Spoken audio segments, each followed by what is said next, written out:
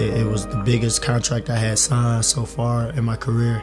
I was excited to go out there and perform. And the first play of the game, I stepped on a defender's foot, turned my ankle pretty bad. And so that kept me down for about a couple weeks. So at that time we were stressed out, but like, what are we gonna do?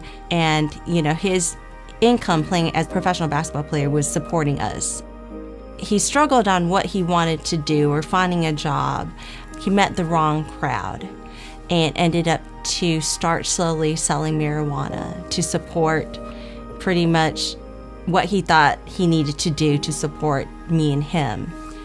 It was kind of one of those things to where it was just like, I went on one job interview. I do have my college degree. I have my bachelor's in human resources. So I literally went on one job interview and I was like, I don't think I can do this, I mean, I've been playing basketball my whole life and it's supported me. And so naturally, it just kind of, let me see how this works. 28, 29 years old, trying to see if I could sell marijuana. So it just kind of happened, and then it just spiraled out of control.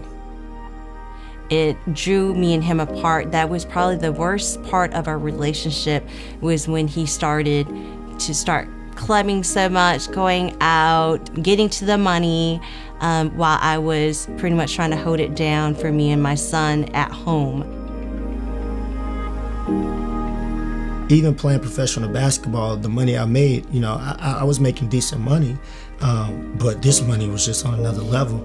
And if you never had real money before, you don't know what it's going to do to you or how it'll change you. I just felt like I was indestructible. I felt like I can do anything. I felt like I can get anything I want.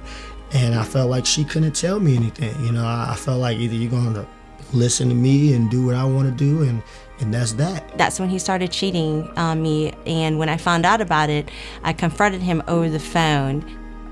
A lot of times when you go through someone cheating on you, you be like, what did I do wrong? Or da-da-da-da-da. Of course that's going to go through your mind, but at the end of the day, you must know that it isn't you.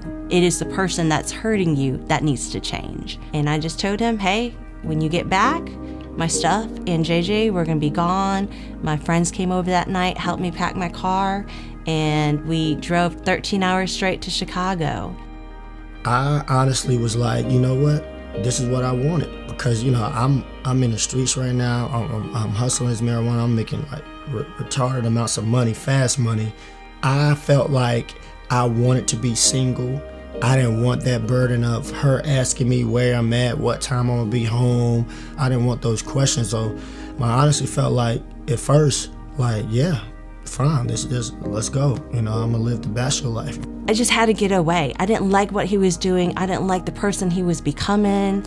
It wasn't for me anymore. I was like, this is not me. I wasn't raised this way. I shouldn't have to deal with this stuff. He was upset. He was mad at me for leaving, for the things that he's done to me. Everything was still there, like all the furniture, everything. She didn't take anything with her but clothes and our son. A legit 4 days of coming back to that apartment, and it just felt so empty. It took about probably 2 weeks or so before I decided to go up there and face, her mom, her dad, and man up.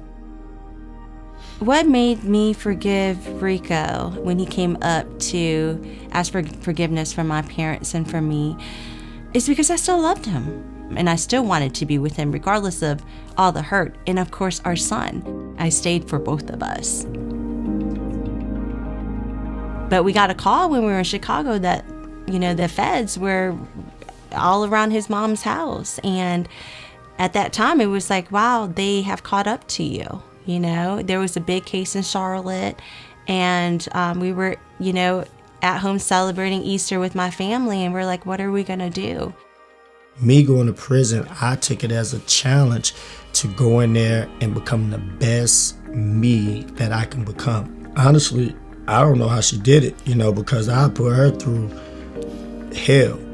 It was the right decision to leave me. I told him, no, I'm gonna be here. I'm not going anywhere. There's not a time that within 26 months that me and JJ would miss. I can't explain, what made her stay, but I can say that I'm eternally grateful and I'm blessed. You know what I mean?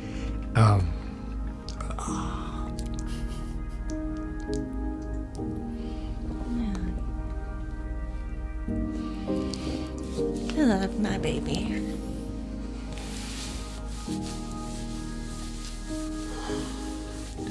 I didn't expect that to happen. And I'll tell you, if I can go back and erase the things that I've done, the things that I've been through, I wouldn't change a thing, you know what I mean? Because I feel like I'm sitting here today with my soon-to-be wife, and I'm a better man for it, and I feel like our relationship is in such a good place that it's unbreakable.